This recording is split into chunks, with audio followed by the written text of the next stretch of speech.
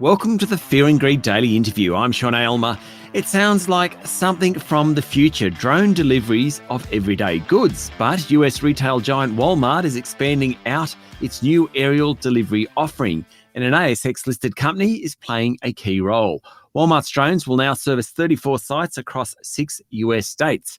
It's in partnership with DroneUp, a US-based leader in the space, and Elsight, which is listed here in Australia and is providing some of the key technology. Yoav Amitai is the CEO of Elsight and joins me now from Israel. Yoav, welcome to Fear and Greed. Hi, Sean. Thank you. Great to be here. Now, you're going to have to give me a bit of a 101 on drones today. How exactly is Walmart using drones for delivery? So I think I'll take it even wider than that because that's just one case, obviously a very big case, but speaking about drones and how it's going to change the future basically of how we live on this planet, for the good obviously, is about everything we're doing around us. So I'll take it with kind of a high view about all this industry and how it's looked like, and I'll get a reference to the internet. So think about how the internet changed our lives, and it was only 30 years ago, 20, 30 years ago, when it started to be commercialized. Before that, it was mainly for Department of Defense or government application. Then it came to more of the commercial enterprise, then to consumers. And now we're doing this call. You're in Australia, I'm here in Israel, which is completely obvious for us that we can make this call over the internet with video or without video, etc., etc. I think that what we are starting to see with the unmanned industry in general, uncrewed industry, and not only with drones, but drones is playing a major part within it, is to create the same kind of infrastructure, but a physical one. So if the internet enable us to connect virtually, now we are creating the physical infrastructure worldwide that will enable so many different applications, from how we commute, how we get our deliveries, like you said, how we're doing different kind of stuff, like use cases that currently done with a very dangerous environment that can be done with unmanned platform. I think it will completely change our perception of how stuff is moving around the world, and it's extremely excited to be part of it. Yeah, so we talk about the Internet of Things. This is all part of that, isn't it? It is part of it. Again, that's the more physical infrastructure of it, let's call it. So the Internet of Things can be related to sensors or to our refrigerator in the kitchen that is connected to the internet, or everything is connected. Now, all those small platforms, either small or big ones, sometime in the future, including autonomous vehicles or flying taxis, etc., all of them needs to be connected, and communication is maybe the cornerstone for all this infrastructure to be happening. And that's exactly what we're doing in Elsight, referring to Elsight, and we can talk about the industry more. But we are creating this, what we call connection confidence, from all those edge platforms to the command and control or to a safe station that will allow reliable, safe missions to be completed, because that's the main concerns of the industry today, or the society, let's call it, that how safe it is, how private it is, etc. And this is what we're doing in Elsight. Okay, so let's just keep going down that track. So I am going to come back to Walmart and exactly how they're using it, but the role that Elsight is playing, just explain that. So, like I said, when we're talking about autonomous or controlled missions, think about a drone that need to do a parcel delivery or a last mile delivery for logistic purposes. Yep. It's going autonomously. So someone is loading, or a machine is loading the package into the drone. Then the drone have his mission planner plan the mission. Then it sets the flight, basically. Everything is done autonomously without the human factor in the loop. And that's a critical point of it, and I'll touch again in a second. But what Elsight is providing this, what we call connection confidence, between the platforms that can either drive the streets, fly above our heads, or go into the sea, for example, or any kind of moving platform, and making this reliable connection, again, like we call it, connection confidence between the platform and the sea to the command and control station that should control it.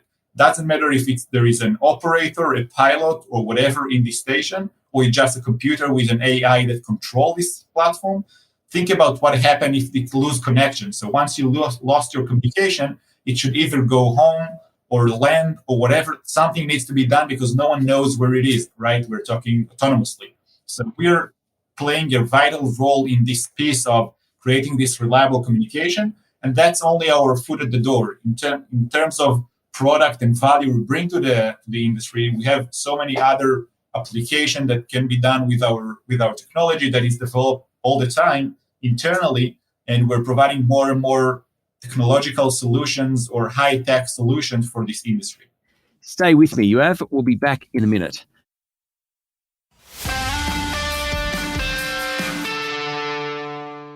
I'm speaking to Yoav Amitai, CEO of drone technology company Elsight. Yoav, I'm scared to ask this next question because I think as soon as you start talking, I'm not going to understand.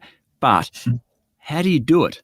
I'll try to make it as simple as possible, and I think it's possible to explain it. So what we're doing, we are creating an abstract layer. So think about there is the physical layer, which contains the satellite communication, the cellular communication, the Wi-Fi communication, any kind of link that is in the air. Yep. What our device is doing is we are collecting all those pieces, let's call it, and we are combining them into a one big pipe that can create a big data pipeline, which is extremely reliable, high bandwidth, that allow a lot of data to go back and forth by directions, and also very, very secure. So that's the three main factors of our product. And how we do it, we basically bonds or aggregate all those channels together into one big pipe. That's the secret sauce. Okay, and it must include redundancies and all sorts of things to ensure that if one part goes wrong, there's something to catch it. Oh, it's much more sophisticated than that. But absolutely, yes. But think about a couple of links that have different latencies, for example. Yeah, and if you are, let's talk about a drone that is for a police mission right now and wants to stream video to the command control center, right? And then you want to stream this video. What we're doing, we're taking this video, we split it into parts. Each part is going through a different lane. So different lanes can be cellular infrastructure, different cellular providers, can be satellite, can be different kind of communication.